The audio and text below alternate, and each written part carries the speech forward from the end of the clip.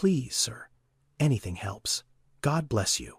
The man in the tailored suit didn't even slow down, but the woman behind him did. She stopped dead in her tracks, her briefcase slipping from her fingers. The old woman sat on the scorching sidewalk, her trembling hands gripping a cardboard sign like it was the only thing keeping her alive. Her skin was sun-cracked and weathered, her eyes clouded with age. But there was something in her face, something soft and familiar like a lullaby you forgot you knew. The man in the suit froze. His face went pale, because he recognized her. But she looked right through him like he was just another stranger. That old woman on the sidewalk had once saved his life, and what he was about to do for her would uncover a secret that had been buried for 30 years. Join me as we dive into this powerful story. But before we do, people told me this channel would never make it. That nobody watches stories like these anymore. I want you and me to prove them wrong. Hit that subscribe button. Share this with someone who needs it. Thank you. Now let's dive in. The penthouse sat on the 42nd floor of the tallest building in Buckhead. Floor-to-ceiling windows, Italian marble, a kitchen that could feed 20, and every single night, Ethan Carlisle ate dinner alone. At 42, he was one of the most successful men in Atlanta, CEO of Carlisle Development Group, a real estate empire he had built from nothing. His name was on luxury condos, shopping centers, and office towers stretching from Georgia to the Carolinas. His net worth had more zeros than most people could count. Magazines called him a visionary, business journals called him a genius, but nobody called him at night. His phone would ring all day. Investors, lawyers, board members, but after 8 in the evening silence. The kind of silence that fills a room like fog. The kind that sits on your chest and makes it hard to breathe. Ethan would come home, loosen his tie, and stand in his massive living room, staring out at the Atlanta skyline. The city glittered below him like a sea of diamonds, beautiful, cold, just like his life. He had no wife, no children, no close friends. He had business partners who respected him and employees who feared him, but not a single person on this earth who truly knew him. His refrigerator was always full. His housekeeper made sure of that. Organic everything, imported cheeses, fresh fruit flown in from California. But there was nobody to cook for, nobody to share a meal with, nobody to ask how his day went. Most nights, he ate standing up at the kitchen counter, a plate of whatever was easiest. Sometimes he didn't eat at all. He would just pour a glass of whiskey and sit in the dark watching the lights of the city blink like distant stars. People envied Ethan Carlisle. They saw the suits, the cars, the penthouse. They saw a man who had conquered the world. They didn't see the boy who still lived inside him, the boy who had grown up with nothing, the boy who had lost everything before he turned 12, the boy who had been saved by a woman whose name he whispered to himself sometimes late at night when the silence got too heavy, Martha. He hadn't seen her in over 30 years. He had tried to find her once back when he first made his money, hired a private investigator, but the trail went cold. She had vanished like smoke. And Ethan had told himself it was fine. He had moved on. He had built something extraordinary out of the wreckage of his childhood. But moving on and healing are not the same thing. And Ethan Carlisle had never healed. He had just learned to function around the wound. Every success felt hollow. Every milestone felt empty. Because the one person who had taught him what it meant to matter, the one person who had made him believe he could be somebody, was gone. And he had never gotten the chance to say thank you. That thought followed him everywhere.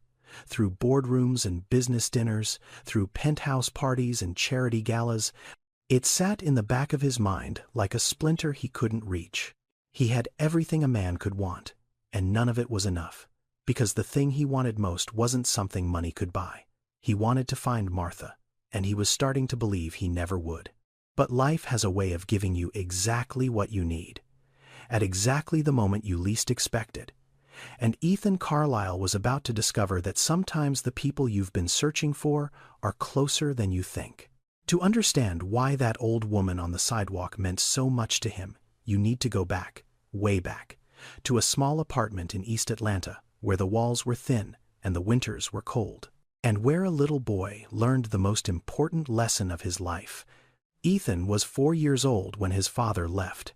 He didn't remember much about the man, just a deep voice, the smell of motor oil, and then one morning an empty chair at the kitchen table. His mother Lorraine never talked about it. She just got up the next day and went to work. 2 jobs, 6 days a week, cleaning offices in the morning, waitressing at a diner until close.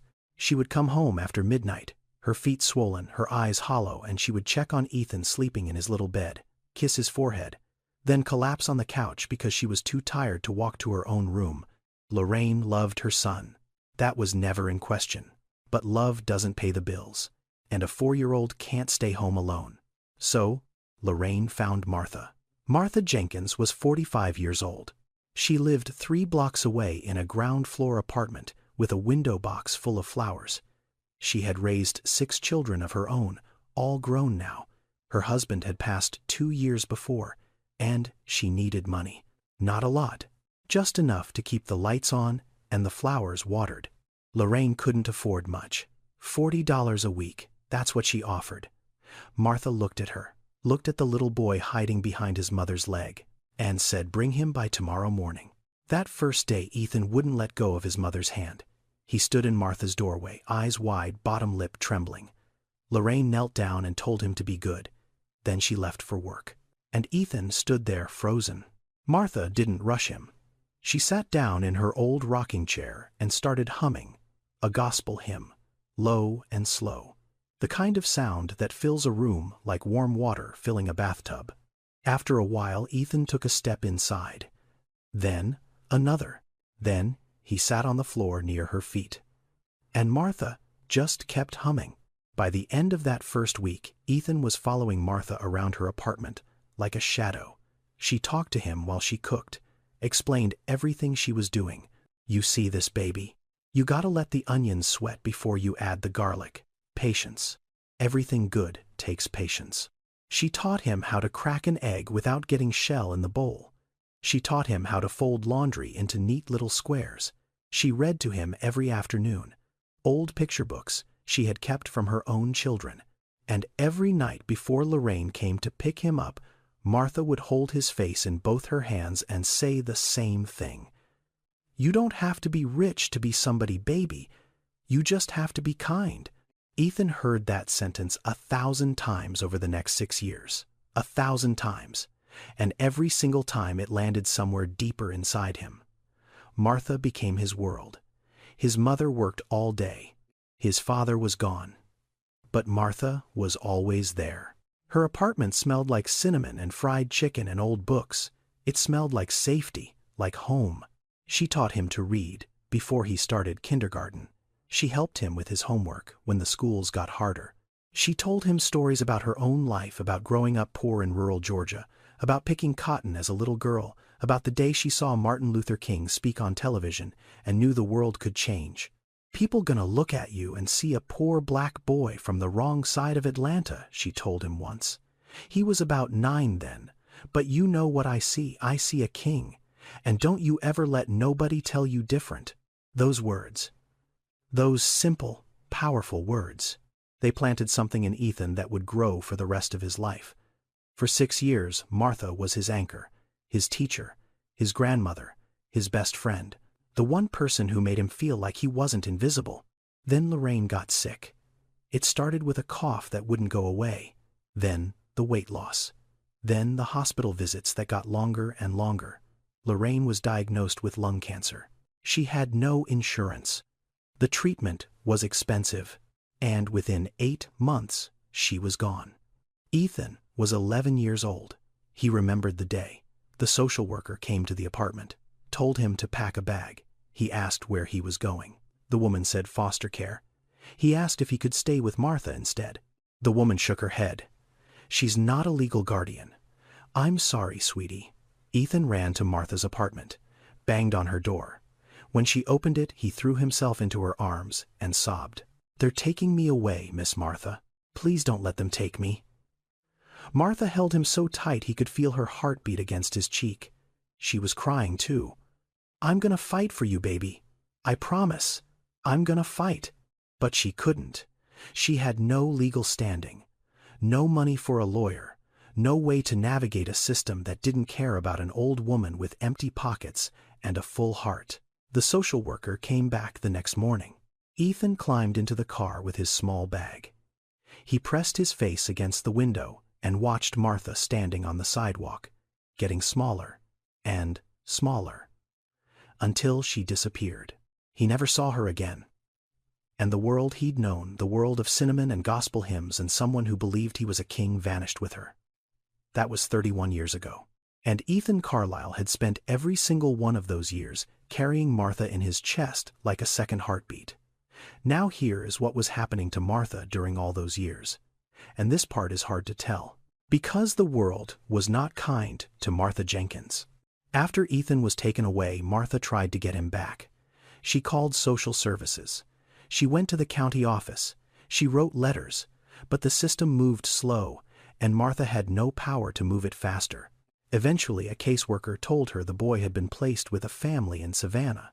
No, she could not have the address. No, she could not visit. Case closed. Martha sat on her apartment steps that evening and cried until she had nothing left. But she kept going.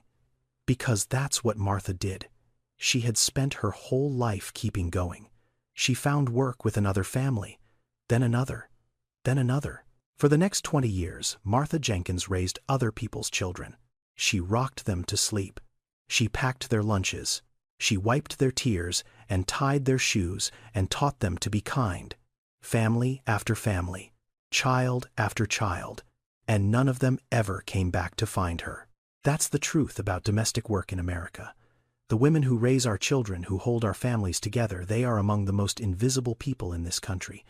Most work without contracts, without health insurance, without retirement benefits. They pour their hearts into other people's homes. And when they get old, when their backs give out, and their hands start shaking, there is nothing waiting for them. No pension, no safety net, no thank you. Martha was one of them. She worked until her body wouldn't let her anymore. 68 years old and her knees were gone. Her hands ached with arthritis. The families stopped calling. The last family she worked for let her go with 2 weeks' pay and a card that said, "We'll miss you." They never called again. Martha's husband had died years ago. Her savings were small, barely enough to cover a few months of rent. And then there was Denise, Martha's only daughter. Denise had been a bright girl once. Good grades, big smile. But somewhere in her 20s, she fell into the wrong crowd, then the wrong habits. Then the addiction swallowed her whole. Martha tried everything. Rehab programs, prayer, begging. But addiction doesn't listen to a mother's tears. Denise disappeared into the streets, and the few times she came back only for money. When Martha had no more to give, Denise stopped coming back at all. So, Martha was alone, truly alone. The rent went up, her savings went down. She missed 1 month, then 2. The eviction notice came on a Tuesday. She packed what she could into 2 garbage bags and walked out of the apartment she had lived in for 32 years. She sat down on a bench at a bus stop and stared at the street. She was 73 years old, and she had nowhere to go. For over 2 years now, Martha had been living on the streets of downtown Atlanta. She slept in shelters when there was room, under bridges when there wasn't. She ate at soup kitchens and food banks, and sometimes from the trash cans behind restaurants. Martha was one of the fastest-growing demographics of homelessness in America. Elderly women, over 55, often invisible, often forgotten. The kind of people you walk past without seeing. The government counted them in reports that nobody read. The numbers kept climbing, but nobody seemed to notice. And something else was happening to Martha. Something she didn't fully understand herself. Her memory was slipping. Not all at once, but in pieces. Like pages being torn from a book, one at a time. She would forget where she'd slept the night before. She would forget what day it was. She would forget names, faces. Early-stage dementia. That's what a volunteer doctor at a free clinic had told her 6 months ago. The stress, the malnutrition, the years of sleeping in the cold, it all accelerated the decline. Some days were better than others. On good days, Martha could remember her daughter's face, her husband's laugh, the smell of her old apartment. On bad days, she couldn't remember her own last name. And that is why, when a man in an expensive suit stopped in front of her on Peachtree Street and looked at her like he had seen a ghost, Martha Jenkins just smiled and said, "God bless you, sir." She had no idea she was looking at the little boy she had once held in her arms and called a king. The boy who had grown up, built an empire, and never forgotten her voice. It was a Thursday afternoon, late September, the kind of day where the Atlanta heat refuses to let go even though summer is technically over. Ethan had just finished a 3-hour board meeting. His driver was waiting out front, but Ethan waved him off. He needed to walk, needed to clear his head. The meeting had gone well. A $200 million development deal in Midtown. Everyone was celebrating, but Ethan felt nothing. He loosened his tie and started walking down Peachtree Street, past the coffee shops and the office buildings and the tourists taking photos, past the construction sites where his own company was putting up another tower of glass and steel. And then he saw her. She was sitting on the sidewalk near the corner of Peachtree and Baker, her back against a brick wall, a cardboard sign in her lap. Her clothes were worn thin. Her shoes had holes in them. And her hands, those hands, they were shaking. Ethan slowed down. Something about her face, something about the way she held her head, tilted slightly to the left, like she was listening to music nobody else could hear. He stopped walking. His heart did something it hadn't done in years. It lurched, like a car hitting a pothole at full speed. He knew that face. He knew it the way you know the face of someone who raised you. Not from photos, not from memory, from somewhere deeper, from the bones. It was Martha, Miss Martha, his Martha. She was older, so much older. Her hair had gone completely white, her cheeks were sunken, her eyes had a cloudy quality that hadn't been there before. But it was her, he was certain of it. The shape of her jaw, the way her lips moved slightly when she wasn't talking like she was always praying. Ethan stood there on the sidewalk for what felt like an hour, but was probably 10 seconds. His briefcase suddenly felt like it weighed 100 pounds. A man in a business suit bumped his shoulder walking past. "Watch it, buddy." Ethan didn't hear him. He walked toward her, slowly, like approaching a dream he was afraid might dissolve. Martha looked up at him and smiled. That same gentle smile, worn down by time and weather and years of sleeping in places no human being should have to sleep, but still there, still warm. "God bless you, sir," she said. "Anything you can spare." Her voice. That voice. It hit Ethan like a fist to the chest. The same voice that had read him stories. The same voice that had sung gospel hymns in a tiny kitchen while onions sizzled on the stove. The same voice that had told him he was a king. But she was looking at him the way you look at a stranger. No recognition. No spark. Nothing. She didn't know who he was. Ethan's throat closed up. He couldn't speak. He just stood there staring at her while the city moved around them like a river parting around two stones. Finally, he managed to get words out. Can I buy you something to eat?" "Oh, that's very kind of you," Martha said. "You don't have to do that. I want to, please." He walked to the deli across the street. His hands were shaking so badly he could barely pull his wallet out. He bought 2 sandwiches, a bottle of water, a cup of hot soup even though it was warm outside, because he remembered. Martha always liked soup. Even in summer, she used to say soup was medicine for the soul.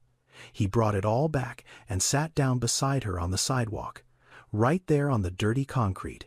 In his $3,000 suit, he didn't care. Martha took the soup first. She wrapped both hands around the cup like it was something precious. She sipped it slowly and closed her eyes. "That's good," she whispered.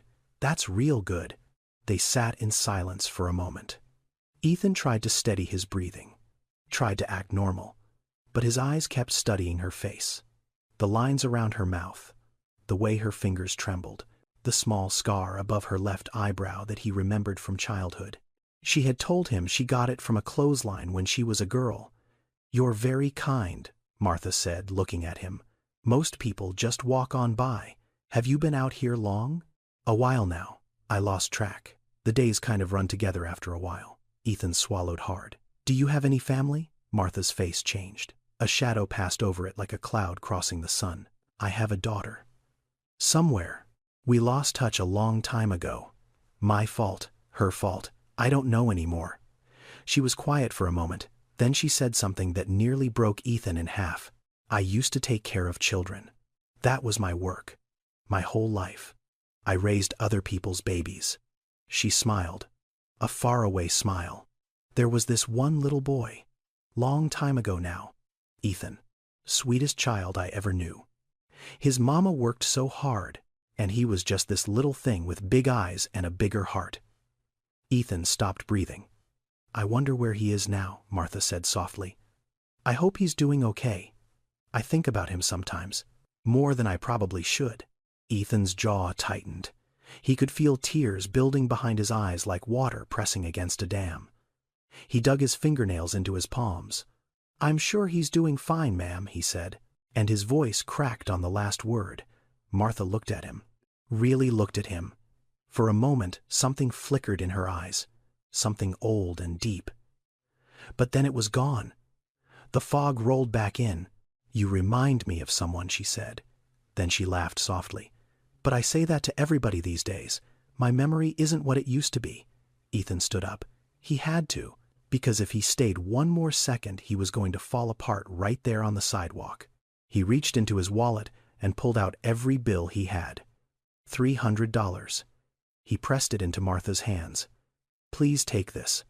Oh, honey, that's too much. I can't. Please. Martha looked at the money, then at him, and she nodded slowly. God bless you, she said. You're a good man. I can tell. Ethan turned and walked away. He made it around the corner. He made it to an alley between two buildings. And then his legs gave out. He leaned against the wall and cried. Not quiet tears. Not dignified tears. The kind of crying that comes from 30 years of silence breaking open all at once like a dam that finally gives way. The woman who had saved him was sleeping on the streets. And she didn't even remember his name.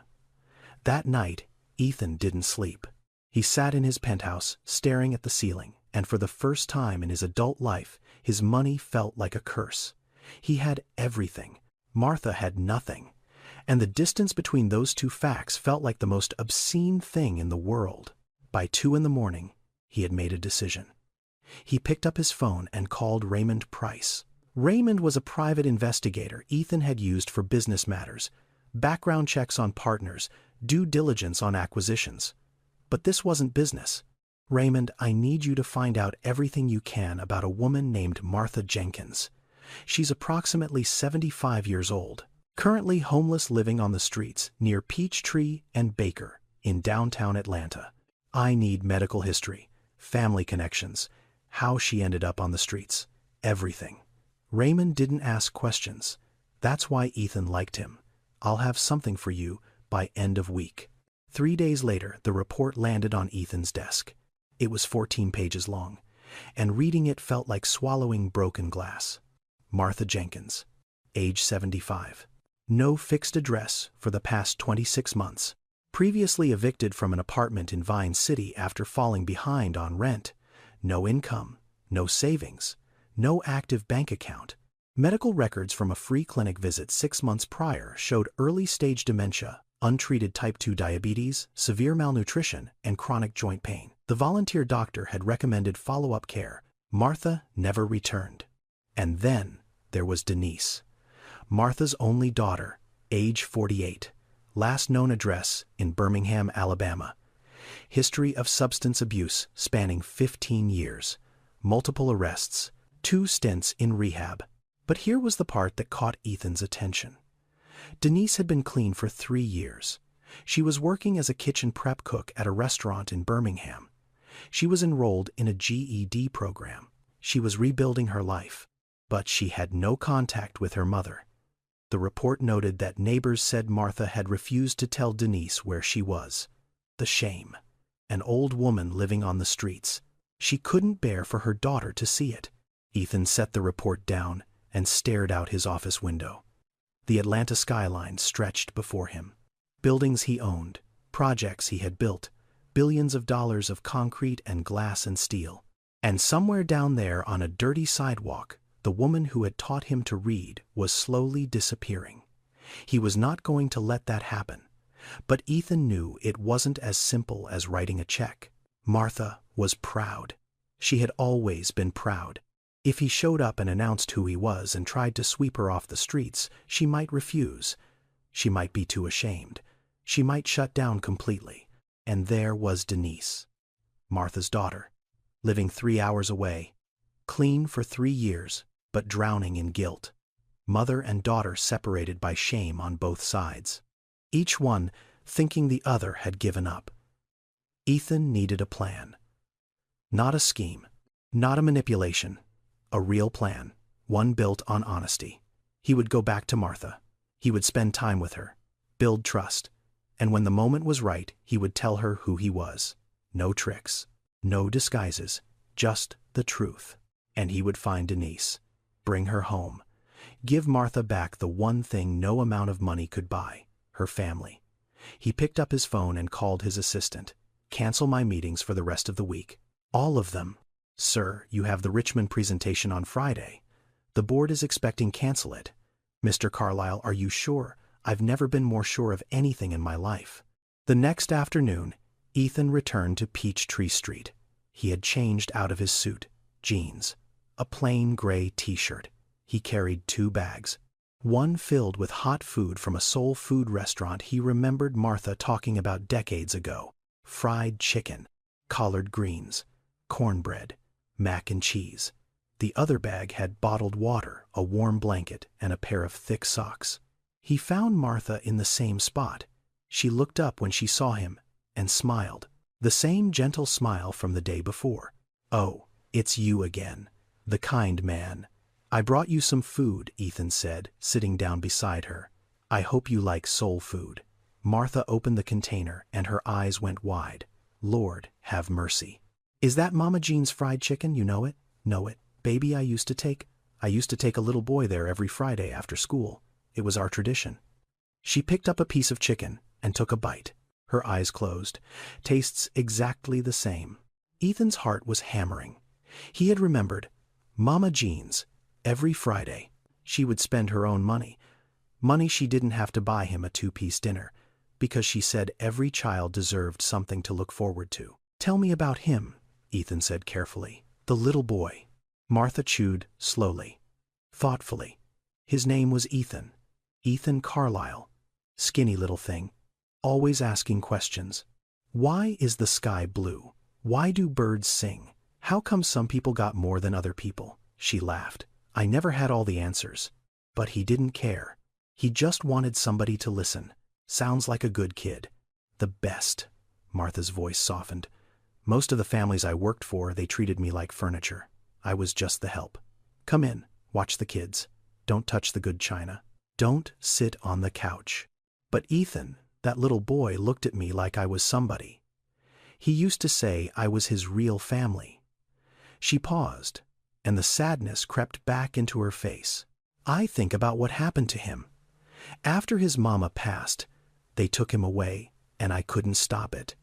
I tried. Lord knows I tried. But I had no money, no lawyer, nobody who would listen to an old black woman with empty pockets. She wiped her eyes with the back of her hand.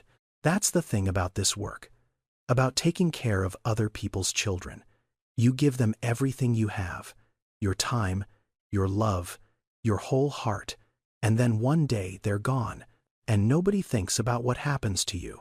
There's no retirement for women like me, no pension, no insurance. You just work until your body gives out, and then you're on your own. Ethan was quiet. He let her words sit in the air between them. What about your daughter? He asked gently. Martha's face tightened. Denise. She said the name like it hurt to say it. She had problems, bad problems, the kind that swallow a person whole. I spent years trying to save her, spent every penny I had on programs and treatments. None of it worked. She stared at the sidewalk. You know what the worst part is?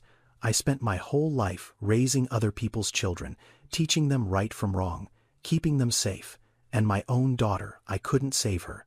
What kind of mother does that make me? A human one, Ethan said quietly. Martha looked at him.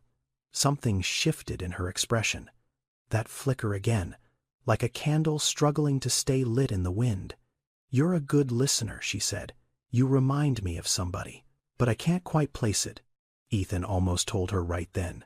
The words were right there, sitting on the edge of his tongue like birds ready to fly. But he held back. Not yet. Not like this. She deserved more than a sidewalk confession. He squeezed her hand gently. I'm going to come back and see you again. Is that okay? I'd like that, Martha said. I don't get many visitors. Ethan stood up and looked at her for a long moment.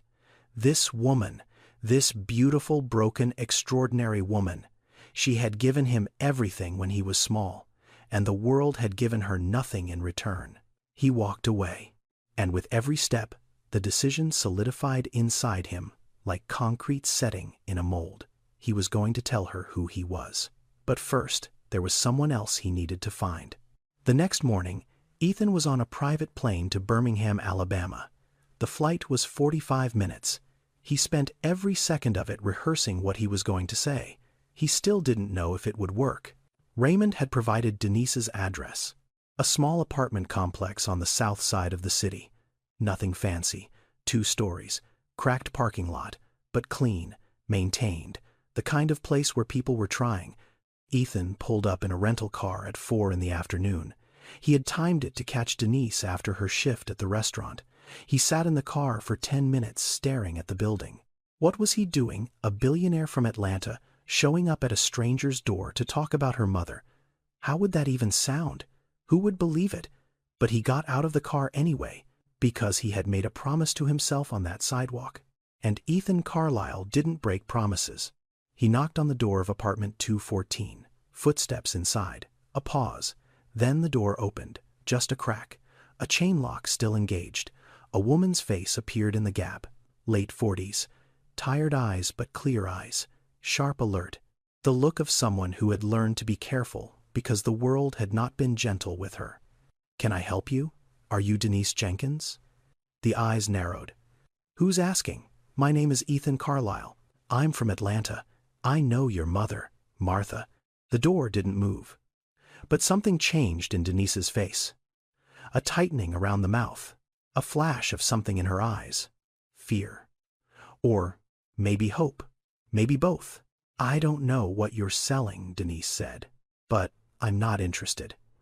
I'm not selling anything. Your mother was my nanny. She raised me when I was a child.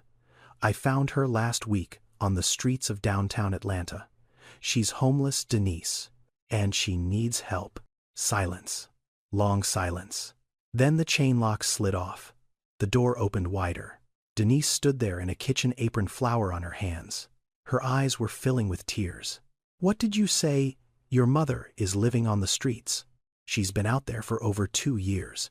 Denise's hand went to her mouth. She stepped backward like she had been hit. She bumped into the wall behind her and slid down until she was sitting on the floor. No, no, no, no, she was shaking her head. She told me she was fine. The last time we talked, she said she had an apartment. She said she was managing. That was before the eviction, Ethan said gently. He crouched down to her level. She didn't want you to know. Why? The word came out broken, jagged, like a piece of glass. Because she was ashamed. She didn't want you to see her like that. Denise pressed her palms against her eyes. Her shoulders heaved. I should have checked on her. I should have gone down there. But I was scared. I was so scared she would look at me and see what I used to be. What you used to be is not who you are now. You don't know what I did to her. The things I said. The money I stole. I stole from my own mother to get high. What kind of person does that? A person who was sick, Ethan said. And a person who got better. That's who you are now, Denise. 3 years clean, working, going to school. Your mother would be proud of that. Denise looked at him through wet eyes. How do you know all this? Who are you? Ethan sat down on the floor, across from her. 2 people sitting on the floor of a small apartment in Birmingham. A billionaire and a recovering addict. both of them carrying the same weight, both of them trying to find their way back to the same woman. Your mother took care of me from the time I was 5 until I was 11. She taught me how to read. She taught me how to cook. She told me every single day that I didn't have to be rich to be somebody. I just had to be kind. He paused. She saved my life, Denise. And right now she's sitting on a sidewalk in Atlanta with no food, no medicine, and no family. I'm going to change that, but I can't do it alone. She needs you. She doesn't want to see me. That's not true. She talks about you. She misses you. She blames herself for what happened. She blames herself. Denise's voice broke. It wasn't her fault. None of it was her fault. I was the one who messed everything up. Then, come tell her that. Denise was quiet for a long time. She sat there on the floor, wiping her eyes with her apron, staring at the wall across from her. The apartment was small but neat. A GED study guide on the kitchen table. A calendar with work shifts marked in blue ink. A small plant on the windowsill, green and alive. Evidence of a life being rebuilt. One day at a time. I'm 3 years clean, Denise said finally. 3 years, 2 months, and 14 days. I count every single day, because every day I wake up and I'm not that person anymore, it matters. It matters, Ethan agreed. But every single one of those days I think about my mama. Every single one. And I think about the last time she looked at me, the disappointment in her eyes. I think about that look, and it's worse than any withdrawal I ever went through. Come with me to Atlanta, Ethan said. Come see her. Tell her what you just told me. What if she turns me away? She won't. How can you be so sure? Ethan thought about Martha sitting on that sidewalk, talking about the little boy she once loved, wondering where he was, hoping he was okay. A woman who had lost everything but still had room in her heart to worry about someone else's child. Because I know your mother, Ethan said. And there's not a version of her that exists in any condition, in any place, that wouldn't want her daughter back. Denise closed her eyes. A tear slid down her cheek and landed on the flour-dusted apron. Okay, she whispered. Take me to my mama. While Denise was packing her things in Birmingham, Ethan was back in Atlanta, moving fast. He had 3 days before he planned to bring Martha off the streets, and he wanted everything ready. He didn't buy a mansion. He didn't rent some flashy condo in Buckhead. Instead, he found a small 2-bedroom apartment in a quiet neighborhood in West End. Ground floor. Big windows. A little porch with room for a rocking chair. He chose it carefully. Martha had never lived in luxury. Putting her in a penthouse would feel like dropping her on another planet. She needed something that felt like home. Something warm. Something real. He went shopping himself. Didn't send an assistant. Didn't hire a decorator. He walked through the stores and picked out every single item with his own hands. A set of heavy-bottom cooking pots. The good kind. Cast iron. The kind Martha used to cook with in her tiny kitchen 30 years ago. A wooden cutting board. A spice rack filled with everything he remembered her using. Garlic powder. Paprika. Cayenne. Thyme. He bought bed sheets. Soft ones. The kind that feel like clouds when you've been sleeping on concrete. He bought thick towels and a bathrobe and slippers with rubber soles so she wouldn't slip. And then he went to a used bookstore. He spent an hour going through the children's section until he found them. The same picture books Martha used to read to him. Corduroy.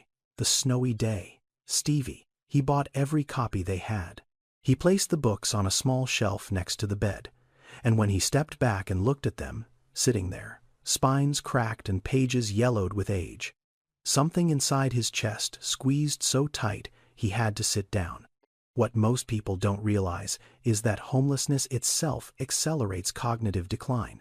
The constant stress of having nowhere safe to sleep, the malnutrition, the dehydration, the fear. It ages the brain faster than almost anything else. Studies show that people experiencing chronic homelessness develop conditions like dementia at rates far higher than the general population, and they develop them younger. Martha had been on the streets for over 2 years, 2 years of her brain being starved of rest and nutrition and safety. Every day out there had stolen a little more of her memory, a little more of her past, a little more of herself. Ethan was determined to get as much of it back as possible.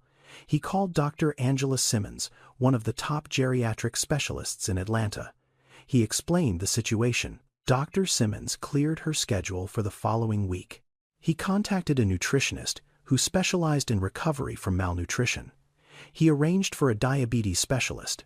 He set up a pharmacy account so Martha's medications would be delivered directly to the apartment. He put fresh flowers on the kitchen table, sunflowers. Because Martha used to keep sunflowers in a jar on her windowsill, he remembered that. He remembered everything. The apartment was ready. The doctors were scheduled. The books were on the shelf, and the pots were in the kitchen, and the sunflowers were on the table.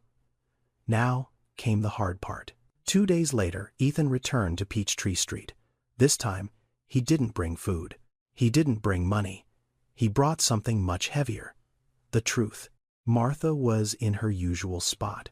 She looked up when she saw him, and that familiar smile spread across her face. There he is, my kind friend. I was hoping you'd come back today. Ethan sat down beside her. His heart was beating so hard he could feel it in his fingertips. He had rehearsed this moment 100 times in his head.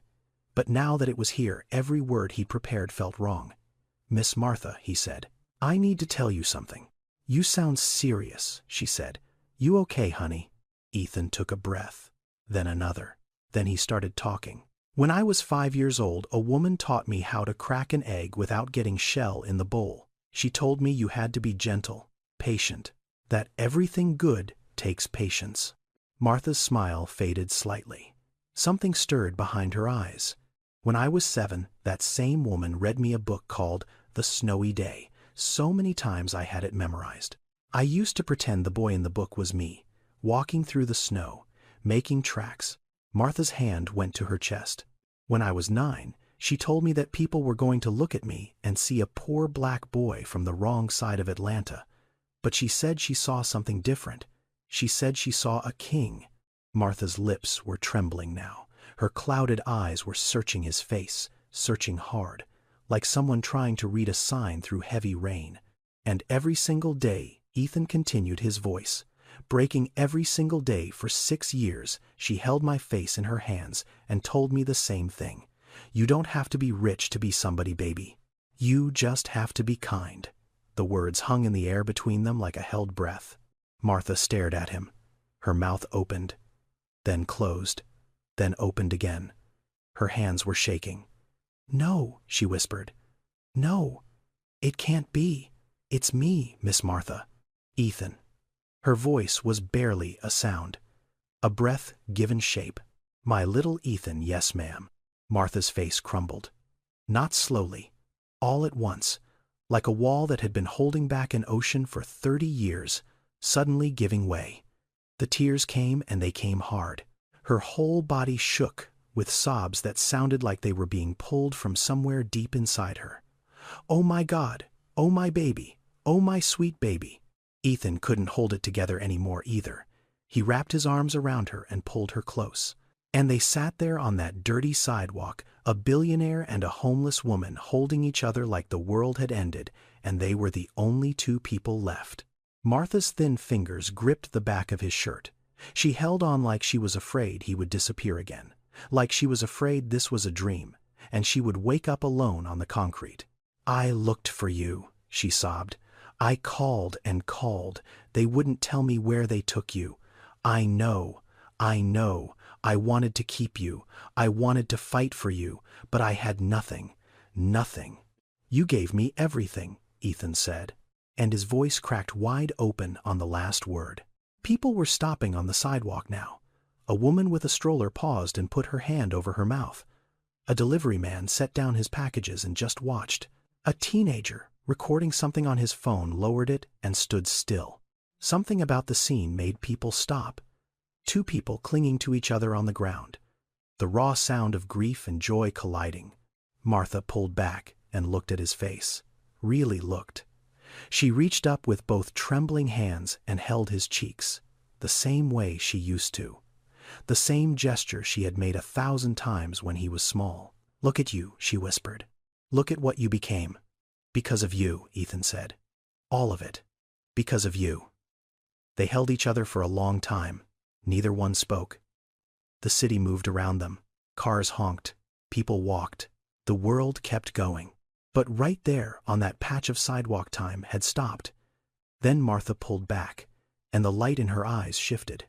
The joy was still there, but now something else crept in alongside it. Something darker. Shame.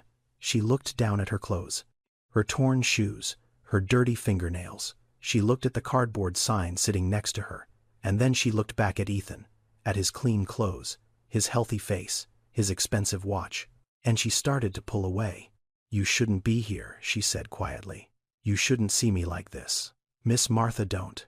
Look at me, Ethan. Look at what I've become. I'm sitting on the ground begging for change. And you built yourself into something. I don't want you to remember me this way."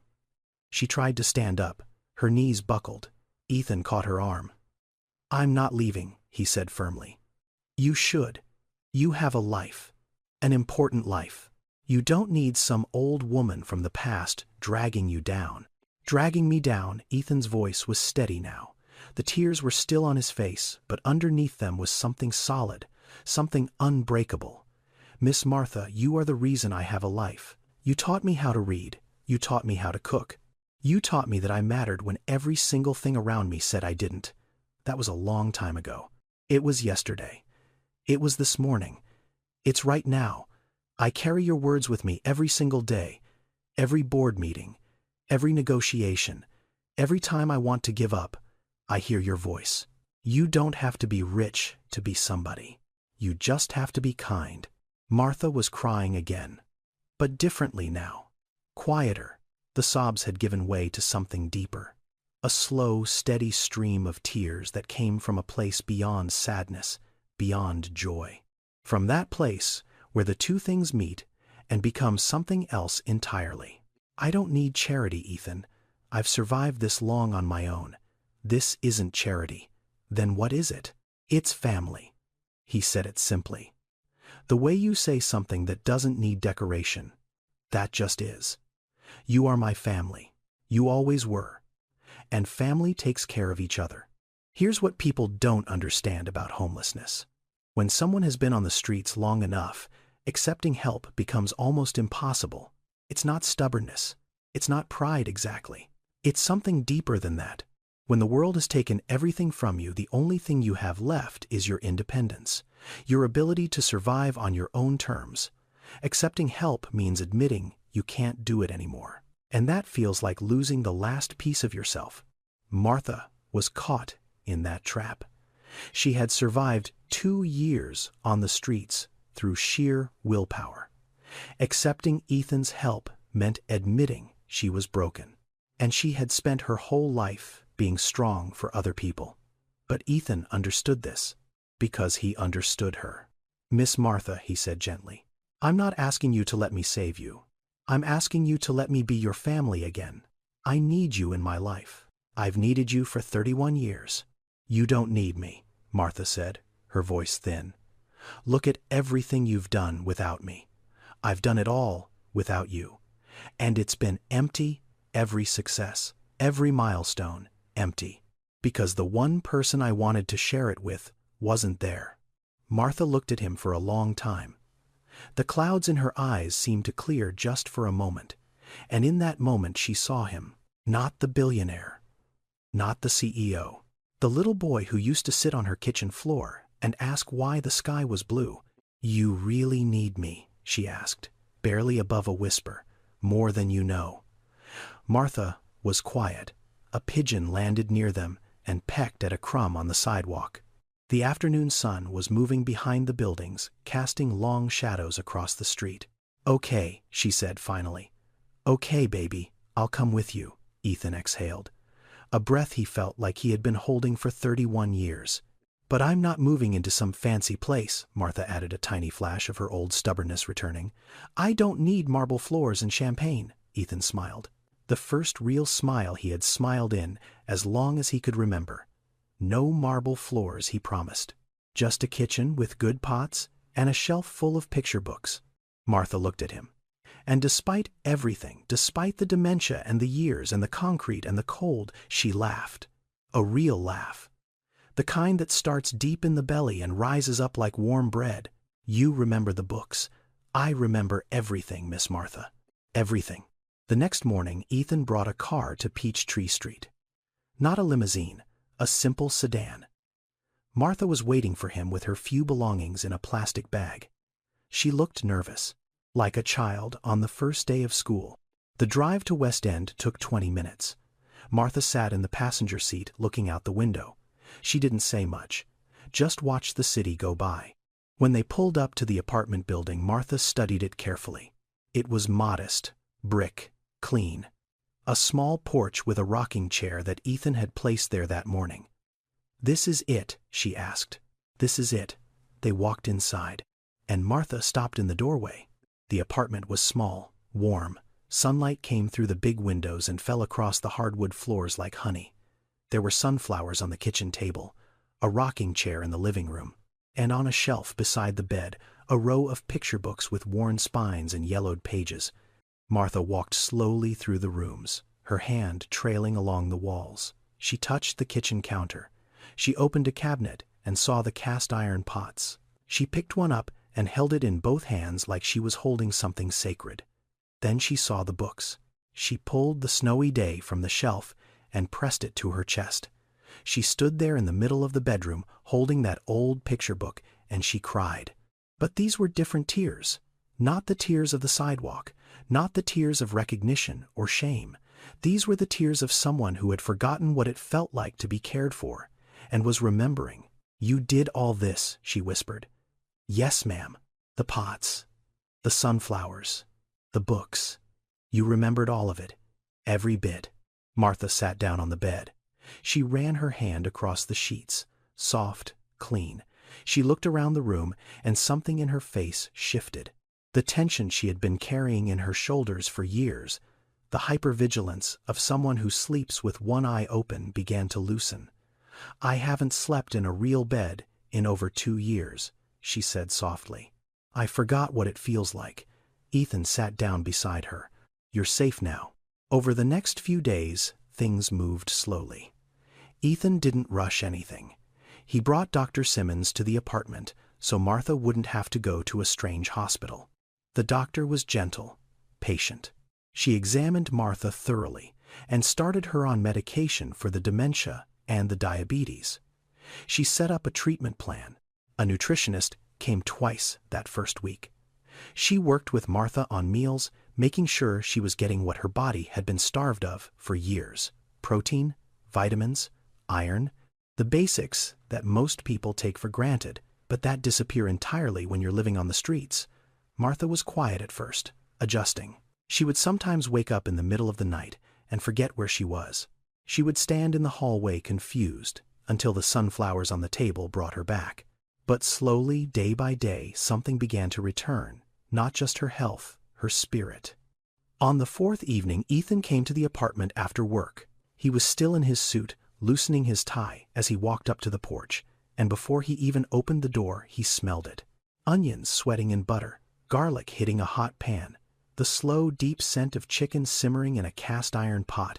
He opened the door, and there was Martha, standing in the kitchen, apron on, wooden spoon in hand, humming a gospel hymn, low and slow. The same sound he had heard on the very first day his mother brought him to her apartment 37 years ago. She turned around and smiled. "Sit down, baby. Dinner's almost ready." Ethan sat at the small kitchen table. He watched her cook, the way she moved around the kitchen like she was dancing, the way she tasted the broth and added a pinch more salt, the way she talked to the food like it could hear her. "Come on now, don't burn on me." And when she set the plate down in front of him, fried chicken and collard greens and cornbread and mac and cheese made from scratch, made with love, made with hands that still remembered even when the mind sometimes forgot, Ethan took one bite, and the taste hit him like a freight train. It was the same, exactly the same flavor from a tiny kitchen in East Atlanta 30 years ago, the same meal that had made a scared little boy feel like he was home. "Miss Martha," he said, his voice thick, "it tastes exactly the same." Martha sat down across from him and folded her hands. "Some things don't change, baby. The recipe remembers even when I forget." They ate together in the small kitchen, with the sunflowers on the table and the picture books on the shelf. And for the first time in 31 years, Ethan Carlisle did not eat alone. Ethan hadn't told Martha that Denise was coming. He wanted to. But something told him that if Martha knew, the anxiety would eat her alive, the waiting, the wondering. What if Denise changed her mind at the last minute? What if the plane got delayed? What if? Better to let it happen naturally. Denise arrived in Atlanta on a Tuesday morning. Ethan picked her up at the airport himself. She stepped off the plane carrying a small duffel bag and wearing the same kitchen apron she'd had on when he first knocked on her door. She hadn't even realized she was still wearing it until she got to the gate. The drive to West End was quiet. Denise sat in the passenger seat with her hands folded tight in her lap, staring at the road ahead. She looked like she was heading to a trial, which, in a way, she was.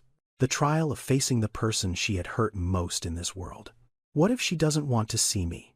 Denise asked for the third time. "She does. You don't know that. I do." They pulled up to the apartment. Ethan turned off the engine. Denise didn't move. She just sat there, gripping her duffel bag like a life preserver. "I can't do this," she whispered. "Yes, you can. What do I even say? I'm sorry I stole from you.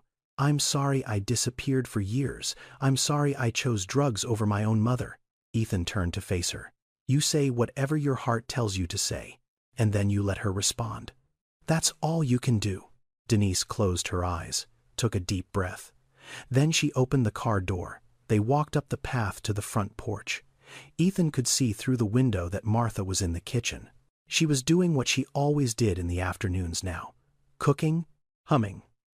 Coming back to life, one recipe at a time. Ethan knocked on the door. Footsteps inside. The lock turning. The door opening. Martha stood there in her apron, a wooden spoon in one hand, a smile already forming on her face, because she thought it was just Ethan coming for dinner. Then she saw Denise. The spoon fell from her hand and clattered on the floor. The smile didn't fade, it shattered. And what replaced it was something beyond words, beyond expression. It was the face of a mother seeing her lost child. The face of every prayer she had ever whispered in the dark, being answered all at once. "Denise." Martha's voice was barely a breath. Baby Denise crumbled. Right there on the porch. Her knees buckled and she grabbed the doorframe to keep from falling. The tears came so fast and so hard that she couldn't speak. She opened her mouth, and nothing came out except a sound that wasn't quite a word, a sound that was older than language, the sound a child makes when they finally come home. "Mama! Mama, I'm so sorry. I'm so sorry for everything." Martha didn't hesitate. Not for 1 second. She stepped forward and wrapped her arms around her daughter and pulled her inside. They sank to the floor together right there in the hallway, holding each other so tight it looked like they were trying to merge into one person. "My baby," Martha kept saying. My baby girl." Ethan stepped inside quietly and closed the door behind him. He stood in the corner of the living room watching. He didn't say a word. This wasn't his moment. This belonged to them. Denise was sobbing into her mother's shoulder. Her words came out in pieces, broken, jagged, like glass she had been carrying inside her for years and was finally letting fall. "I stole from you, Mama. I took your money. I took your jewelry. I sold your wedding ring for $40. Martha held her tighter. "I said terrible things to you. I told you I hated you. I told you I wished you weren't my mother. Shh, shh. Now. And then I left. I just left, and I didn't come back. And you were out here alone, on the streets. And I didn't even know." Martha pulled back and held Denise's face in both hands. The same way she used to hold Ethan's face. The same gesture she had made 1,000 times for 1,000 different children, but this time it was her own. "Look at me," Martha said. Her voice was firm now, steady. The fog in her eyes had cleared. In this moment, she was completely present, completely herself. Denise Marie Jenkins. "Look at me." Denise looked up. "You came back," Martha said. "That's all that matters. You came back. But I don't care about the money. I don't care about the ring. I don't care about what you said or what you did. None of that matters now. What matters is you're standing in front of me. Clean. Alive. Here. Recovery from addiction is not just about the substance. It's about everything the substance destroyed along the way. The relationships, the trust, the years that were lost. Experts say that rebuilding family bonds after addiction takes anywhere from 1 to 5 years, sometimes longer. Sometimes it never happens at all, because forgiveness is not a single act. It's a process, a daily choice to keep choosing love over resentment.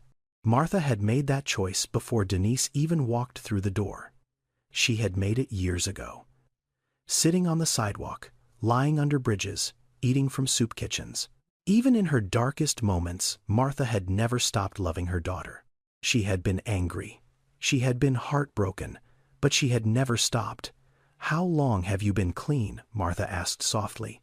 3 years, 2 months, and 17 days. Martha smiled. A real smile. The first one in this conversation that wasn't mixed with pain. "You count the days, every single one. Then you're stronger than you know, baby." They sat on the floor for a long time. Denise told her mother everything. The rehab, the relapses, the final time she got clean and knew it had to stick, the job at the restaurant, the GED classes, the small apartment in Birmingham where she was learning how to live like a normal person for the first time in her adult life. Martha listened. She didn't interrupt. She didn't judge. She just held her daughter's hand and listened. "I was so scared to come here," Denise said.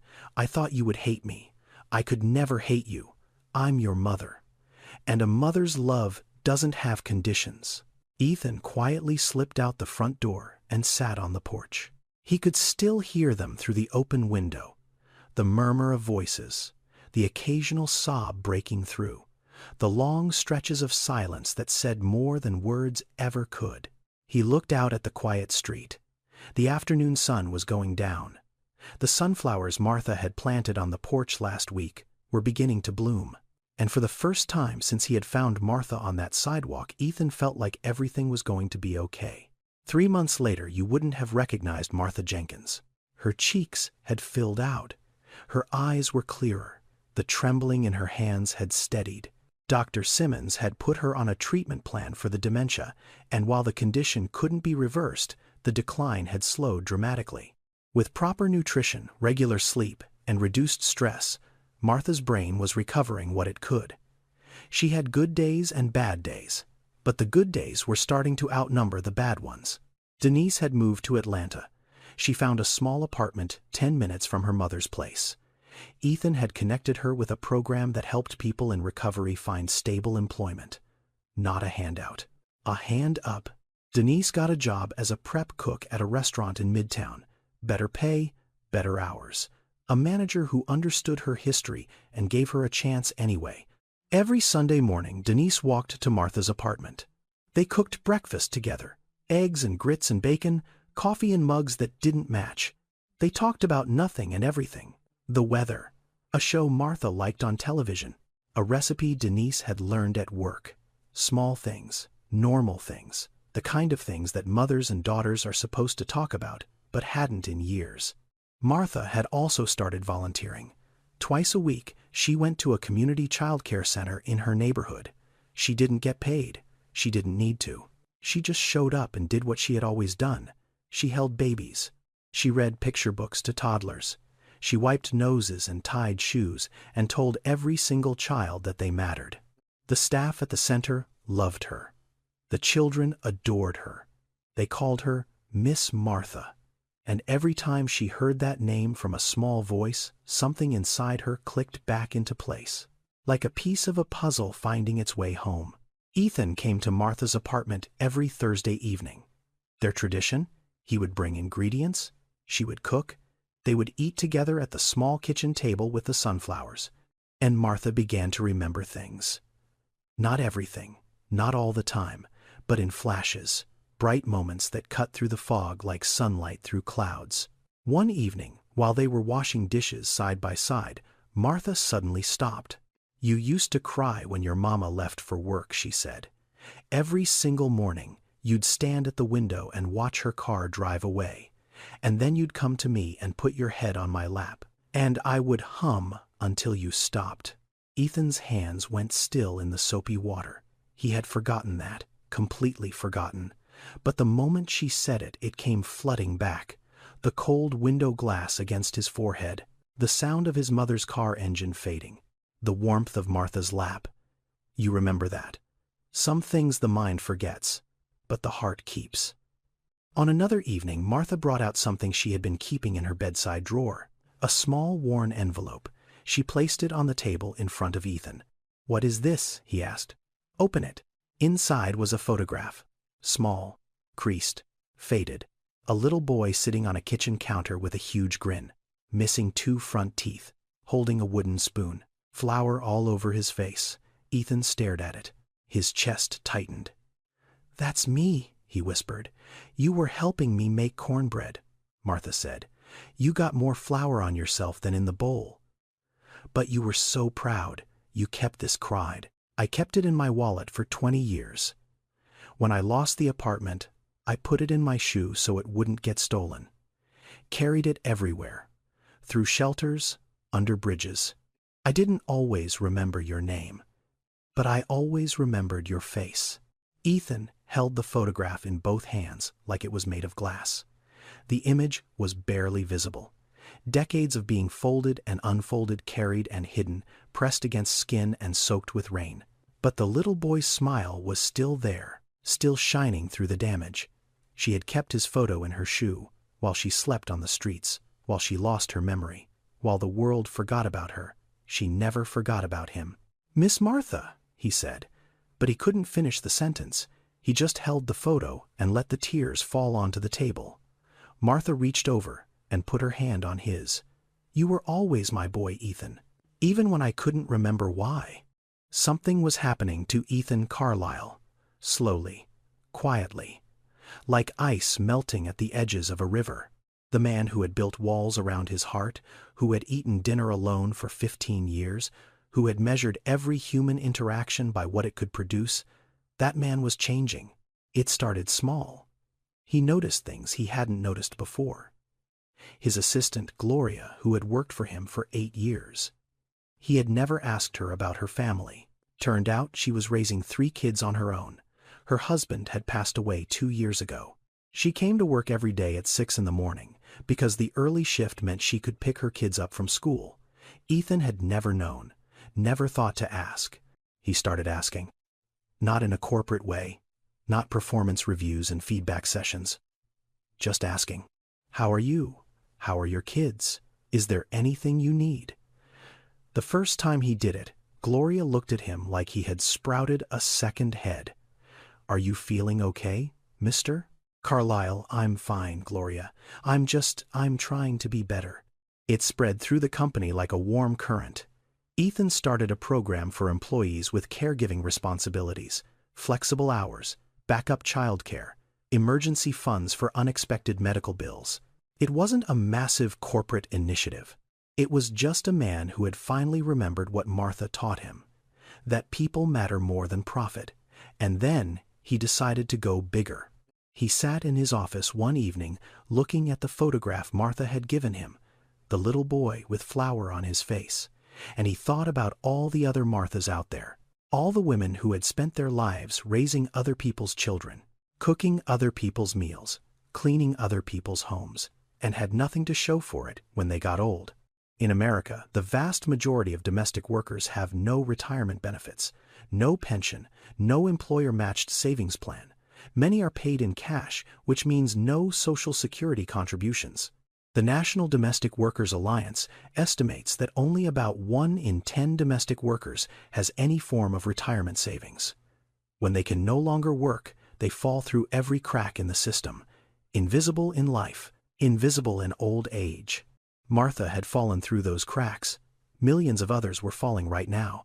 Ethan picked up his phone and called his legal team. "I want to set up a foundation, a real one, fully funded.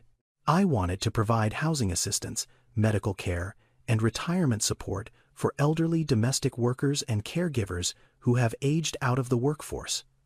There was a pause on the other end. "That's going to be expensive, Mr. Carlisle." "I don't care. Make it happen. What would you like to call it? Ethan looked at the photograph one more time. The Martha Foundation. That evening he drove to Martha's apartment.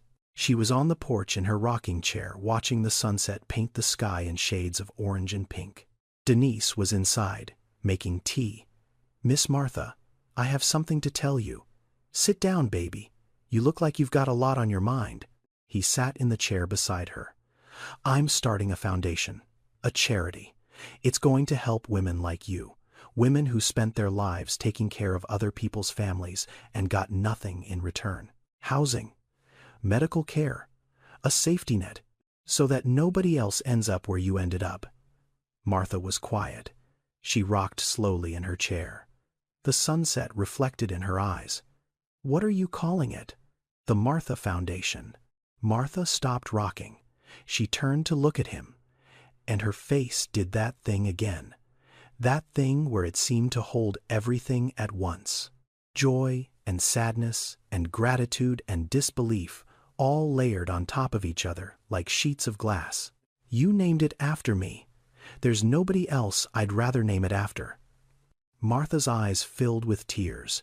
She reached over and took his hand, held it tight, the way she used to hold it when she walked him to school 37 years ago. You're still that same sweet boy, Ethan, she said softly. You always were. On a Thursday evening in late November, Ethan pulled up to Martha's apartment. The air was cool, the kind of cool that makes you grateful for warm places and warm people. He could see the light on in the kitchen before he even got out of the car, and he could smell it through the cracked window. Fried chicken, collard greens, cornbread rising in the oven, the same meal, always the same meal. And it never got old. Denise opened the door. She was wearing an apron, flour on her hands. She had been helping Martha cook, something she had never done as a child, but was learning now, making up for lost time. She's been cooking since 3 o'clock, Denise said with a smile. Wouldn't let me do anything except peel the potatoes. Ethan walked into the kitchen. Martha was standing at the stove, stirring something in her cast iron pot, humming that same gospel hymn, low and slow. The sound that had been the backdrop of his childhood. She turned around and smiled. There he is. Right on time. Sit down, baby. It's almost ready. The table was small. 3 chairs, 3 plates, 3 mismatched glasses. Nothing fancy, nothing expensive. But as Ethan sat down and looked at the 2 women in this kitchen, he realized something. This was the richest table he had ever sat at. Martha still had her bad days. Mornings where the fog rolled in and she couldn't remember what month it was. Afternoons where she called Ethan by his mother's name. The dementia hadn't gone away. It was still there underneath everything, like a tide that pulled back but never disappeared. And Denise was still healing, still counting her days, still waking up every morning and choosing to stay clean, still carrying the weight of everything she had done, even as she learned to set it down. Nothing was perfect. Nothing was fixed. But they were here, together, and that was enough. Martha brought the food to the table. She sat down and reached out both hands. Ethan took one. Denise took the other. Martha bowed her head. Lord, thank you for this food. Thank you for bringing my children home, both of them. When she looked up, her eyes were clear, fully present. And she looked at Ethan with the same expression she had given him 1,000 times in that tiny apartment in East Atlanta.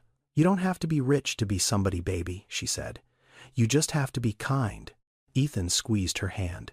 You made me rich, Miss Martha, long before I made my first dollar. Martha smiled. Denise wiped her eyes with her apron, and the 3 of them ate dinner together in the small apartment with the sunflowers on the table and the picture books on the shelf. The people who raise us, the nannies, the caregivers, the grandmothers, the neighbors who step in when nobody else will, they are the most important people in our lives, and they are almost always the ones we forget. They work in our homes. They hold our children. They shape the human beings we become. And when their work is done, when their bodies give out and their savings run dry, the world looks the other way. But their fingerprints are on everything we are. Every act of kindness we show. Every moment of patience we practice. Every time we choose love over indifference. That came from someone who probably never got thanked. Don't wait. Don't wait until it's too late to find them. Don't wait until they're sitting on a sidewalk with a cardboard sign. If there is someone who shaped you, someone who loved you when they didn't have to reach out, today. Not tomorrow, today. Because sometimes the smallest act of remembering is the greatest act of love. Now I want to be real with you for a moment. This story is fictional. Ethan is not a real person. Martha is not a real person. But the problems in this story are very real. Elderly homelessness in America is rising every year. And the women who spend their lives as domestic workers, nannies, housekeepers, caregivers, the vast majority of them, retire with nothing. No pension, no savings, no safety net. That is not fiction. That is fact. I wrote this story because I believe the people who raise us deserve to be remembered. Not just in our hearts, but in our systems, in our laws, in the way we build a society. Whether it was a nanny, a grandmother, a neighbor, or a teacher, someone shaped who you are. Someone gave you their time when they could have given it to someone else. And that gift, that invisible, unpaid, unrecognized gift, it changed the course of your life. If you want to learn more, or help look into organizations like the National Domestic Workers Alliance, look into your local programs for elderly homelessness. Even a small donation or a few hours of volunteering can make a difference. And if there is someone in your past who loved you like Martha loved Ethan, find them, call them, tell them what they meant to you. You might be surprised how much it means to hear it. If this story moved, you share it with someone who needs to hear it. Thank you for watching. If you enjoyed this story, please like, subscribe, and share it with someone who needs a reminder that kindness matters. See you in the next one. Love you.